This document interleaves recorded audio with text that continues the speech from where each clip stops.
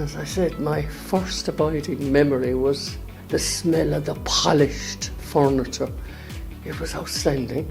Up the stairs then to Miss Kelly, where you were told, shh, don't talk in here. And I came out with my first library book in Mallow, Pride and Prejudice by Jane Austen. In the old library, the books were arranged, they were massively big bookcases. And there were two sections there. There was a youth section and an adult section. And God help you if you went into the adult section. Then you went up the steps and there's a double door there. And up over, when we went up to the next landing, was the entrance to the gallery for the theatre.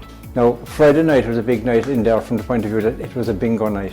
The people that were running the bingo were raising funds for to build the youth centre. Now, there was a peculiar thing there that if somebody won a prize sitting in a certain seat, that was their lucky seat. And God help anybody who sat in that seat the following Friday.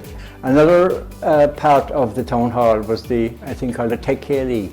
And that was the dance that most people would be at their first dance.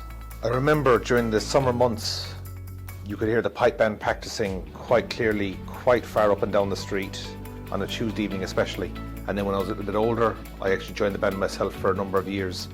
And I remember being up there, being up the top of the town hall, felt like being on top of the world. It was a really special memory for me because I had so many great years being up there and being a part of what is now a very iconic building in Mallow. It would be lovely to see it reopened. I mean, as I said, we have great memories of there. And yes, it was a library, but there was also a lot of arts sort of had their beginning there. Like, it's right in the centre of the town. And like, you look at it at Christmas, it's beautiful with the lights and everything. It really needs to get that life back into it. We had somebody very famous, of course, Michael D. Higgins.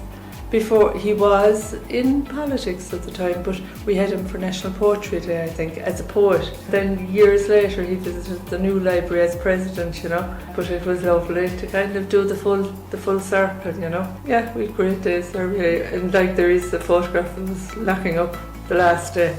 And even though we're all very jolly and smiley, you could see that just hold it together as well, like, you know, especially Mary and Margaret and myself, like.